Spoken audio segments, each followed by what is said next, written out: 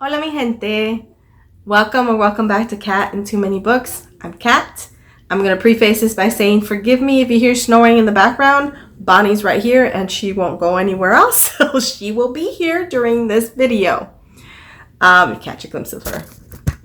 There she is. Poor baby. She's tired. So I am going to talk to you about my fall/winter library haul. I've got quite a few books. So I just want to kind of get in there so this video isn't too long. And yeah, these are books that I feel I'm feeling it. Halloween just passed, which was great. I didn't read as many books as I wanted to read, but that's par for the course with me. I mean, you know. But yeah, let's go on into what I have here for this is like my fall/winter again library haul. So let's just get right into it. The first thing I have is this book called Jane Was Here, written by Nicole Jacobson and Divine Dayton. It's so cute. Illustrations by Lexi K. Wilson, an illustrated guide to Jane Austen's England. So basically, it's a book that sort of has like a really whimsical, sort of cute guide to all the different places Jane Austen either lived or wrote about. I think there's all this stuff about what she wrote. Also, like some really cute stuff about like things that she would have written about in her books or gone through. It's really, really, really great. This is going to be such a cute little read. It feels very cozy too. So like this time of year kind of stuff. So, and I love the cover for it. And I think if I really, really love this, I think I'm going to go ahead and purchase it for myself. But that's the first one I got from the library. The next book is called Before Dorothy by Hazel Gaynor. So this is the story about Auntie Em or Emily before, so it begins before she gets Dorothy, and sort of about her life beforehand and she and her husband and moving from, I think, like a big city to the farmhouse in Kansas because they were looking for a different sort of life, and then how they built a life, and then Dorothy coming in and how that maybe changed everything. So it sounds like such a kind of fun look into the lore of Wizard of Oz from a character that we don't talk about often enough, which is Auntie Em. Next, I have a book that I saw a long, long time ago, and I've meant to pick it up. It's called Upon a Burning Throne by Ashok K. Banker. So it's book 1 in the Burnt Empire saga. So I really like this. I'm going to just read the synopsis really quickly. In a world where demigods and demons walk among mortals, the emperor of the vast burnt empire has died, leaving a turbulent realm without an emperor. 2 young princes, Audrey and Shabbat, are in line to rule, but birthright does not guarantee inheritance, for any successor must sit upon the legendary burning throne and pass the test of fire. Imbued with dark sorceries, the throne is a crucible, one that incinerates the unworthy. Audrey and Shabbat pass the test and are declared heirs to the empire, but there is another with a claim to power, another who also survives, a girl from an outlying kingdom. When this girl, whose father is a powerful demon lord Jarsan, is denied her claim by the interim leaders, Jarsan declares war, vowing to tear the burnt empire apart, leaving the young princess Audrey and Shabbat to rule a shattered realm embroiled in rebellion and chaos. I remember just really liking the cover and thinking this sounded really, really good.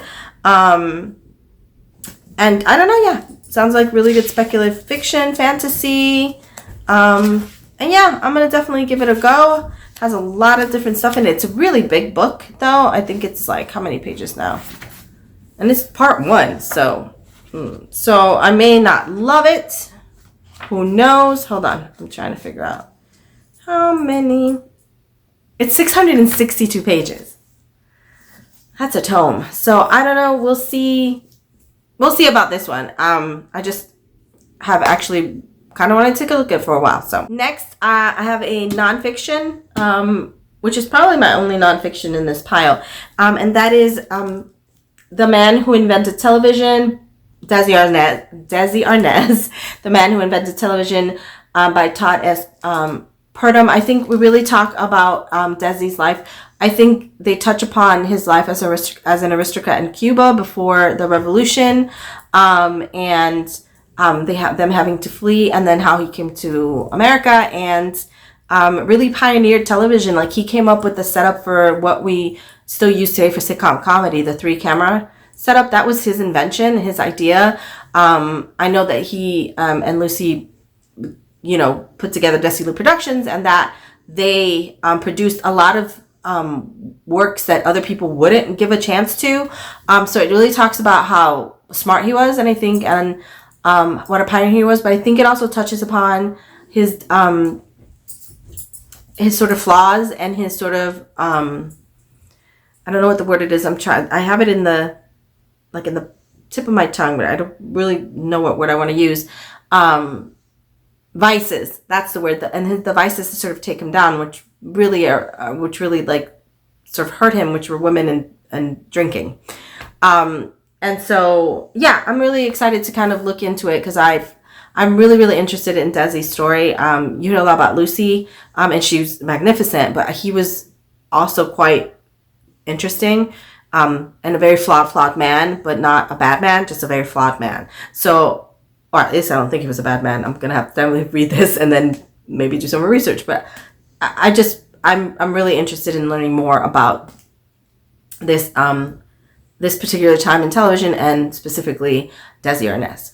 Oh, Desi Arnaz. I don't know. The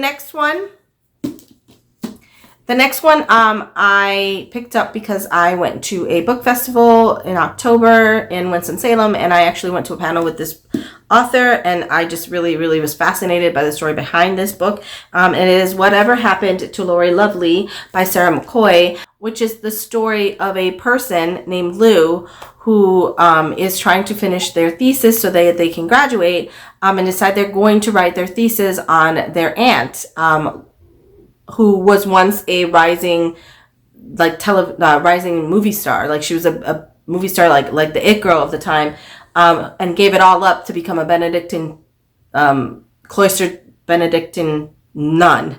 And so it's Lou going to see Lori and asking Lori to tell them her story. And so that sounded really fascinating and great, but what got me even more was that this story is actually sort of partly true.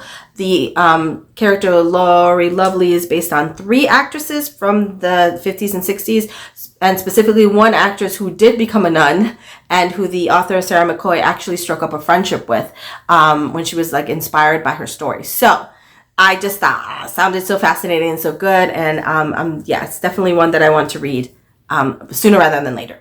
The next one I have in my library haul is one that I meant to read this month, but just so much happened and I just didn't get the chance. But I want to actually read it, so it's going to go on the top of my reading as soon as possible list, and that is Air by Sabaa Tahir, which is the sort of sequel series to An Ember in the Ashes, which I just finished. Ember in the Ashes in September, the whole series, which I loved.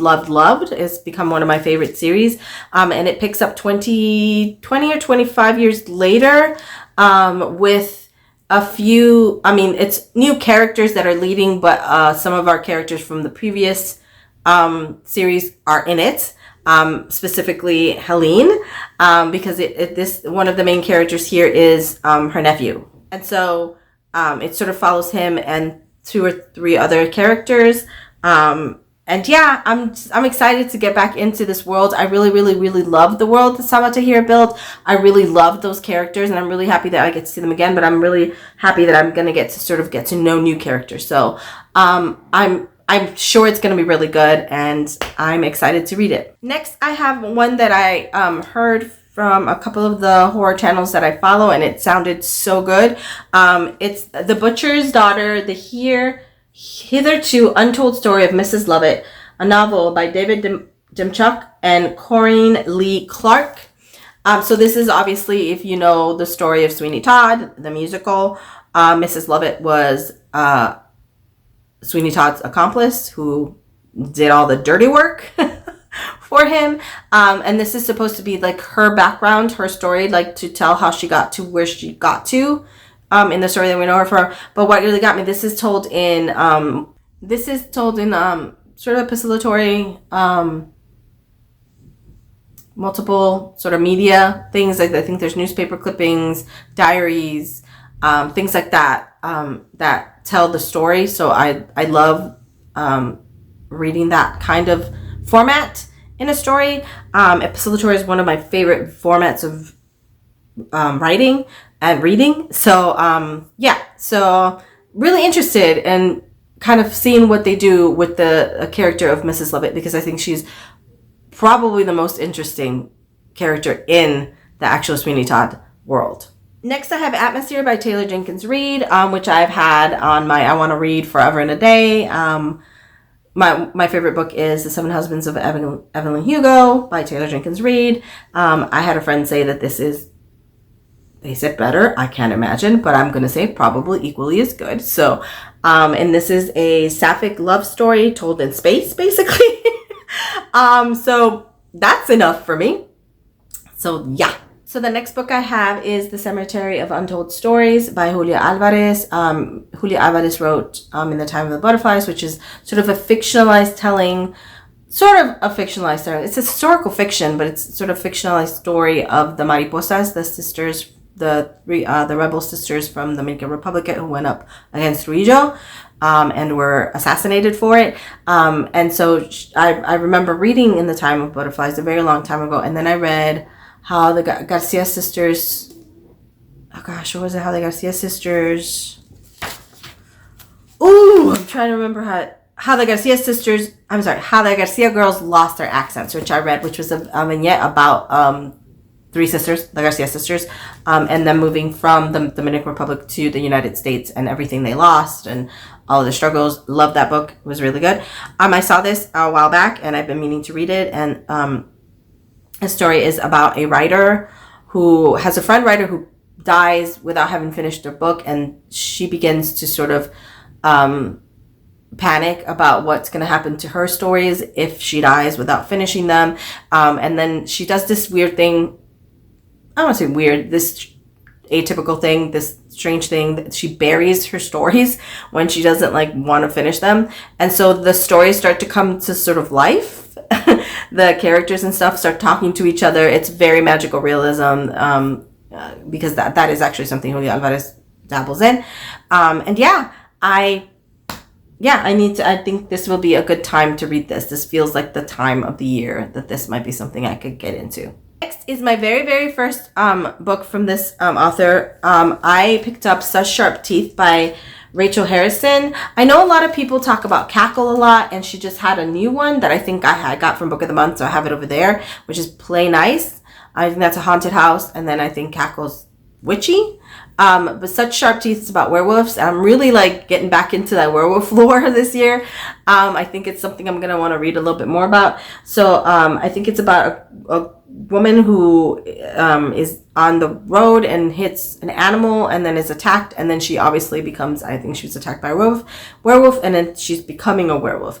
A lot of people that I know say Rachel Harrison is weird. It's some people love her, some people don't particularly love her. I think her vibe might work for me, but I know some people say she really writes female characters in a way a lot of women like. So that's always good. And yeah, this sounds like a good time. Next one on my list is Just Like Home by Sarah Gailey. Sarah Gailey are one of my favorite authors. I really enjoyed The Echo Wife, and Magic for Liars is my favorite of their work. Both so very different from each other, and I think this one is also different from those two. And this is a ghost story from what I understand. I don't know if someone's returning home. Yes, so Vera, mom calls and asks her to come home, and she does. There's a parasitic, there's an artist who's moved into that guest house, and strange stuff is happening in the house, and so she returns home and is faced with a bunch of different things. And I think it has to do with a haunted house or a possessed house. Not 100% sure. But I really enjoy Sarah Gailey. I think their writing is very different. And for me, very engaging. I can sit and read one of their books in one sitting. I think I read The Echo Wife in one sitting. So I think this would be a good one to have around this time. That's, where I have a little bit more time to read. Things slow down for me a little at school during this time because the holidays begin, so we get a lot more days off in the next 9 weeks. So good time to have books to read. Next one in my list is another one by Sarah McCoy. And I did not know she wrote this until I went to see her in that panel. And a friend of mine, Krista from Books and Jams, mentioned this book. And so it's Marilla of Green Gables, which is obviously Marilla from Anne of Green Gables. And her story as a young woman and how she becomes who she becomes when we meet her. I think it talks a little bit about her romance with Gilbert's dad, Mr. Blythe, because I think they had like a thing. And sort of maybe how she and Matthew end up running the farm and everything that kind of goes with the two of them when we meet them and they meet Anne. So I'm looking forward to this. I think Marilla's a great character. She's so strong and amazing, I think. And I don't know, I think sometimes I feel she's undervalued in the series. So I'm kind of looking forward to learning more about her from Sarah McCoy's kind of point of view. And the last of my book haul for the fall/winter from the library is The Staircase in the Woods by Chuck Wendig. I have not read any of Chuck Wendig's books. I have two probably, I think, in my, maybe one. I know it. I have one in my backlog TBR somewhere that way in the house. But this is about 4 friends. Is it 4 of them? I think it's 5 friends. So like 5 high school friends who are graduating, I think, and they go on a bonding camping trip and end up finding some staircases in the woods. And one of them goes up to explore and never returns. And then I think 20 years later or something like that, the staircase appears again in the woods and the other 4 decide they're going to go and find their friend and find out what happened to him. So, yeah, sounds really intriguing. Sounds kind of creepy. And yeah, looking forward to that one.